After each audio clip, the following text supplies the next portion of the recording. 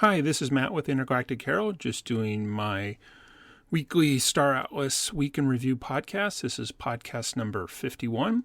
If you're interested in any of the articles or videos mentioned, please check out intergalacticherald.com and look for News Recap 99 and 100. So first, sorry I didn't make a podcast last weekend. Unfortunately, I had an emergency medical issue that pretty much took me out of commission. I am recovering, but very slowly, and then health-wise is the first problem, then catching up on everything from business, personal, family, obviously some of my Star Atlas things. So it's been a slow go. Hopefully by next weekend, things will be all back to normal. So again, sorry I wasn't able to put a podcast out next week. So for the content for this one, I'm actually going to be going the last 2 weeks, since I already had written down some notes from different Star Atlas updates previous week, and now obviously the things that just occurred. So combining 2 weeks. So we'll be going over things like the new Star Atlas DAC, the Solana outage, a new ship was released. There were a couple Atlas brews, so kind of go over those, and a couple other items there. So before I get started, just want to mention my 2 Star Atlas projects, which are, of course, completely off track on time. But again, I'm hoping to develop a Star Atlas merch store. So if you go to intergalacticgear.com, I do have a merch survey there. So if you could fill that out, it will greatly help me figure out some of the different things people are interested in potentially purchasing related to Star Atlas. Also, I am creating, I guess I don't have to call it a non-guild guild anymore. I can just call it a DAC, since it is now, we can officially register things. So, but I'll keep calling it my non-guild guild. So this is a different concept than the traditional Star Atlas guilds. It's going to be more of a community for Star Atlas gamers who don't want to be part of a larger guild, so a place where they can hang out. If you go to intergalacticcoalition.com, I do have an interest survey there. You can fill that out, and once we get enough people there, at some point I'll probably switch this over to the DAC link, but again, I'm still trying to figure all that out since that was released before, right, a couple of days before I had my medical issue. Anyways, let's go ahead and get into the main content of, again, the last 2 weeks. So again, the first one is the final release by Star Atlas of the official DAC platform. So DAC stands for Distributed Autonomous Corporations. These have been traditionally thought of as the guilds for Star Atlas, but Michael Wagner, the CEO, did put out a Twitter post where he mentioned that, these aren't just for guilds, because again, in the name itself, it is corporation. So what is a corporation in Star Atlas? So a few people had been kind of discussing that, and again, I do think, and we'll see that with what is registered and then what is allowed to continue to stay in the DAC platform. But it does definitely seem like things like content creators. I know Beyond the Horizon, when he did his video, he created a DAC for his followers of his YouTube channel. Sounds great. Other builders that are producing on the Star Atlas IP are going to create DACs. Again, corporation, selling things. I mean, that obviously matches up. And then, of course, the guild itself. So I definitely like this expanded definition, partly because I can create one for Intergalactic Herald and followers of things there, and my other 2 efforts too. So obviously, I think that's really great. As it was mentioned, I think in the newsletter, the rollout was kind of buggy, so sometimes I was glad I didn't jump on it right away. But I think there was a tweet that there was quite a number of initial signups. Now, buggy rollout is not at all shocking considering other Star Atlas rollouts. So, but I think more on the first initial version. Again, you can create it. It's on the blockchain. People with wallets can join it. Again, I haven't tried this since I haven't built one yet, but apparently the approval method is quite cumbersome. But again, first version, but already some people are mentioning how they would prefer a lot more features there. And again, it does, and they put it out, Star Atlas did in their Medium announcement, that there's lots of features coming down the road. So first, let's give them credit for releasing it, again, early February. Again, it was supposed to come out before the end of the year, but again, as is known within the Star Atlas community, as the meme is, 4 to 6 weeks, years, whatever. So it's out there. It's been a long time coming. The guilds have really wanted it. And I was kind of like, well, but you're already a guild. But we'll get into this later when we talk about some of the DAC stats that some of the people after the release have been able to roll out. So totally don't remember the date on this. So, but there was a Solana outage. I was doing my morning checks to keep my stuff in score working. And of course, it didn't work. And then I forget where I heard. Anyways, I don't remember some other place where I found out that the whole blockchain was down. And I guess this is, again, another one of those things that, and I think I've mentioned in a couple past videos that, as much as we talk about, oh, the blockchain's great, it's decentralized and all this, but what happens when the blockchain doesn't exist? Yes, apparently Solana's outages are less frequent than they used to be, but it does affect gameplay. And I guess it's easy to dismiss it. Oh, it's no big deal. It was up in 5 hours. But again, if you were doing something or planning to do something. So again, I'm not really trying to harp on this. And again, this is more of a symptom of any technology can go down, whether it's, Visa credit card processing, Google search, Microsoft email, Amazon website, and all this. But again, and games go down too. Xbox Live goes down. So again, I guess more of my point isn't that it went down, but it's more of, again, just because a blockchain is decentralized doesn't matter if the whole blockchain has become unavailable. So again, just a little bit of, blockchain in of itself is not a pure technology that isn't impacted. I mean, again, the whole internet is based on a protocol, TCP/IP, and if it were to fail, the internet would fail. So again, just more of a technology is not perfect, no matter if it's new or not. So next point, there was a new ship that was released. I have completely forgotten the name. I was intending to buy it, but I haven't due to being unavailable or not using my computer for a week. But it had a really great price point. I believe it was a racer. So in some senses, it's similar to the other things that comes out. But what was interesting, though, kind of in this theory that they are releasing ships, even though I haven't heard anything about an actual plan for doing this. They just seem to show up. But what was really interesting on this new ship was a couple skins for it were released along with the ship. One for the Jupiter in kind of, I guess, because there was the Jupe coin airdrop, but you had to buy it in Jupe. And then there was, I think, 2 Puri skins for the new Star Atlas community coin. So those were released and you had to purchase them in Puri. So that was pretty cool. They used a different company, NeoSwap, I think is what they mentioned. Yeah. And the CEO for it was on the latest Atlas Brew. So if you want to hear a little more about that, check out that Atlas Brew. So again, it was kind of great to see kind of Star Atlas doing outreach to different communities. Again, the bigger Solana one with an exchange of Jupiter, and then the Star Atlas one. So what I wasn't 100% sure is, again, can we see these skins in the showroom yet? And then I kind of realized later on, well, nothing shows up until the showroom's updated because that's the traditional gaming technology on the Unreal Engine. So I don't think things can just magically show up inside of the showroom, the UE5 version, unless there's a new version of that. Again, not 100% sure on that. So again, kind of interesting, but again, doesn't really change anything. Kind of goes, I guess, back to the Pokemon thing of, collect them all. But again, it is cool to see new ships being released regularly, both very inexpensive ones. I think it was $15, but don't quote me. Whatever it's in the marketplace. And then, they had some of the bigger ones too. So overall, just I think good there. And again, if you're in the collection mindset, which I guess I am a little, at least on the cheaper ships, I'll probably buy that one at some point. Maybe I'll set up my Star Path link as a good excuse. Anyways, so 2 weeks ago, second week, there was an Atlas Brew community or just normal updates, and then they actually started talking about crew members, which was really interesting. And they mentioned that this was kind of intentional. They really wanted to talk about them. I'll refer you to Aphia's newsletter for that week because Funcracker did a great synopsis of all those things. There were lots of details. Again, I apologize, I'm just not able to remember everything.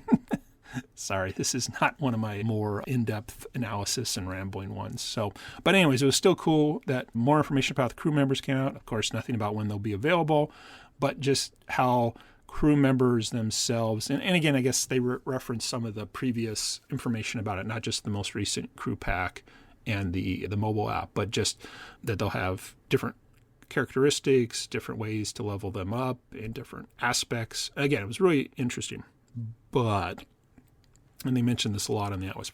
Again, everything's still in development, so what they say now may not be what comes out, which again, we're seeing the build in public type of thing. So it was kind of interesting, but I just kind of took everything with like, yeah, but we'll see what actually comes out. So, but again, compliments on great content. Seems like at least this year and most of last year, the Atlas brews are the really way for everybody outside the foundation room to really get insight into what's going on. So I applaud the community team for consistency, showing up every week, bringing topics to there. So that's all great. I think DAX stats, where did that come from? I think it was one episode of Metaverse Nomads where they were talking about the DAX stats. So a few different people have created different dashboards, data analytics type of stuff for the DAX stats. And I guess what's interesting is because the DAX, i.e. guilds, just for lack of the majority of people are going to consider DAX to be guilds. Anyways, now that a DAC has a wallet address on the blockchain, and then people can associate their wallets to that DAC profile. Again, I'm still not sure I'm getting all these words right. It was mentioned so people have now had charts. So the first one that was discussed, I'm pretty sure it was Metaverse Nomads, and I think it through. How many members are in each DAC? So now we have a quantifiable, though there was some issues with if the data is accurate. And I'm like, well, it's on the blockchain, but maybe it's how people are pulling the data. Again, not 100% sure, don't understand all the blockchain things, but traditionally, if you have a database, you can pull data and the data is accurate. So, but again, whatever. So now we can see the DAX, i.e. guilds, and the number of members. So as they slowly get all their members to link up, we will have a quantifiable way to see which are truly the biggest DAX based on wallet connections. However, I was realizing I can just create a wallet and add it. So it doesn't really... in other words, it can be inflated by just creating fake wallets, because how can you prove that that wallet is not true? Now, the guilds could not approve them, but again, aren't you going to approve them? So I think there's a little bit of take all those statistics a little bit with, is it true? Because again, I want to inflate numbers. I can just create more wallets. But here's where it was really interesting. I hadn't put two and two together. And I guess, again, this is where some of these blockchain data reports, data runners is great.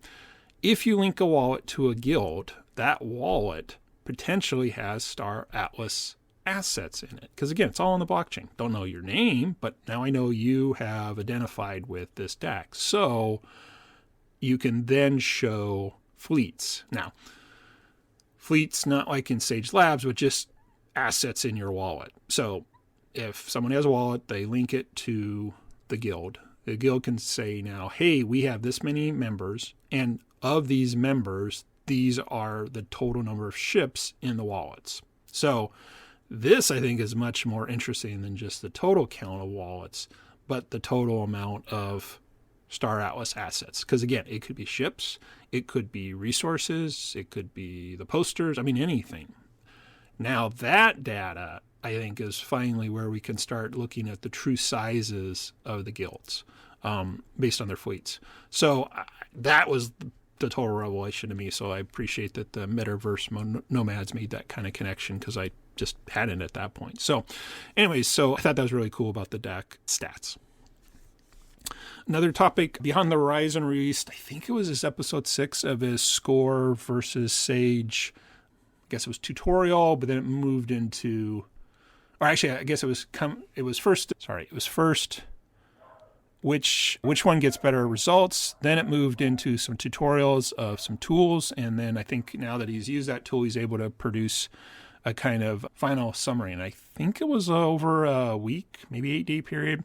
So I think it was episode number 6 of that series. So it was really great to see the difference there. So I think the biggest takeaway was the automation using the Sly Assistant did allow him to make more money and over time from Sage versus Score.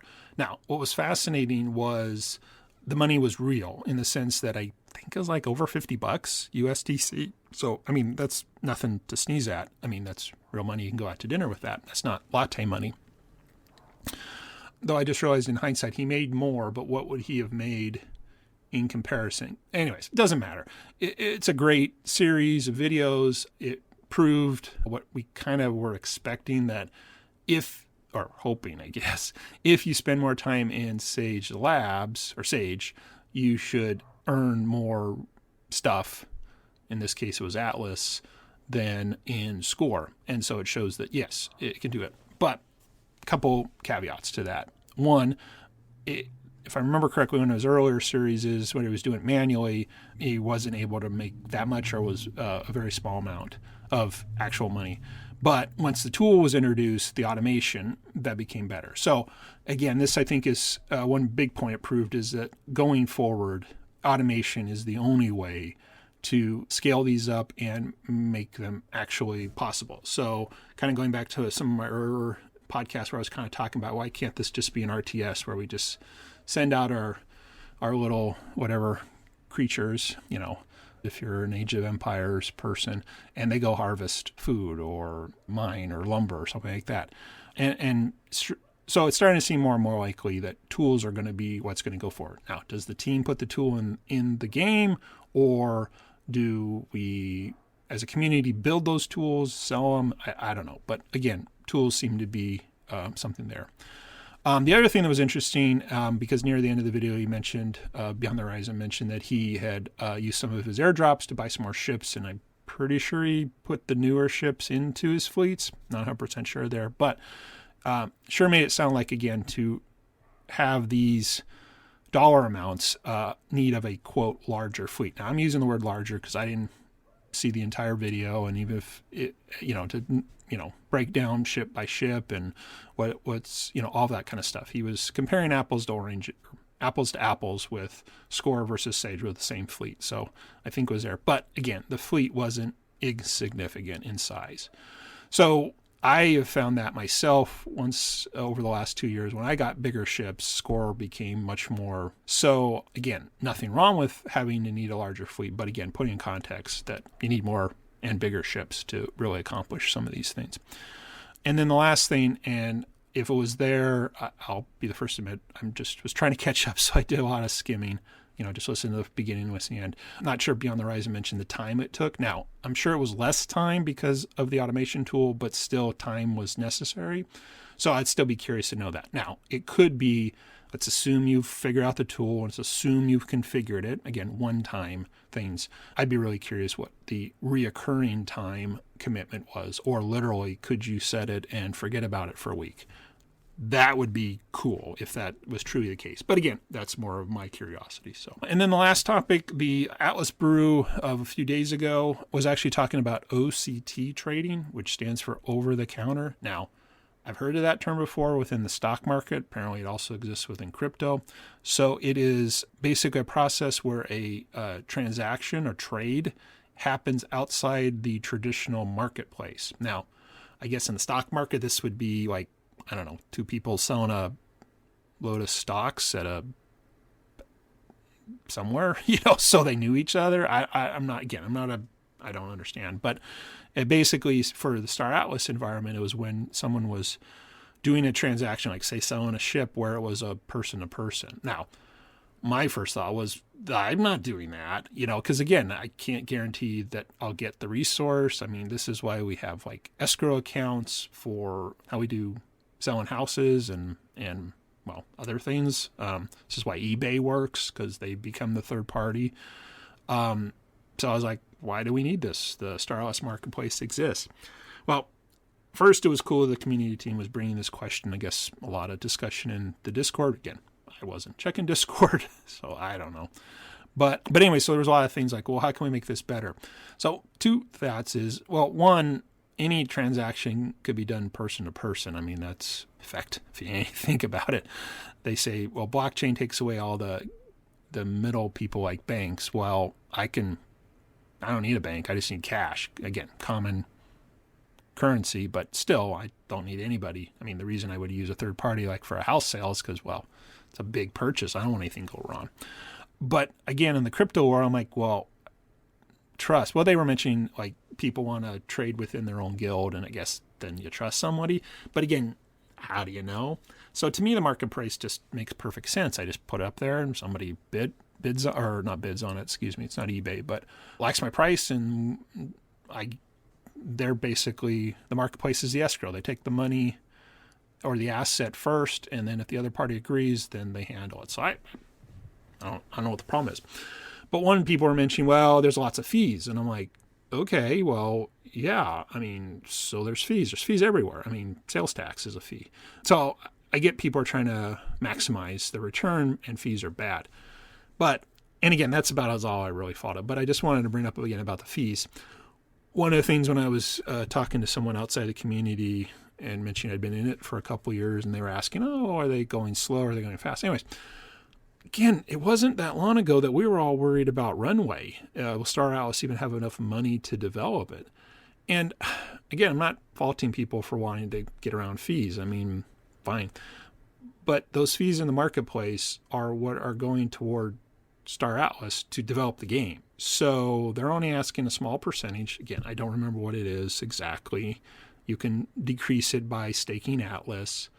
But I guess just remind everybody, the fees are the only reason why the developers are getting paid. So if we work around the fees, then they don't get that money. And if everybody keeps working around the fees, then there's less money, which means they can't develop, definitely can't expand. So spread all the quote-unquote paying fees out to the entire community, and we each just pay a small transaction fee. And that helps Star Atlas have the money to develop. Again, if they don't do fees, then it's only on ships, and there's only going to be so many new ships. Anyways, I just guess everybody kind of think about this for a second. If we're trying to circumvent the only way that they earn money, i.e. Star Atlas earns money, then we're not supporting Star Atlas to keep building Star Atlas. Anyways, enough said on that. Anyways, sorry, again, kind of low energy, but dealing with a lot of physical issues. So that completes this podcast. Again, if you're interested in any of the links or articles mentioned, please go to intergalacticherald.com and look for news recap number 99 and 100. Again, kind of tired, so I won't do my pitch for my merch store or my community. Sorry, just been a hard time physically. So anyways, again, this is Matt with Intergalactic Herald. Have a great week ahead.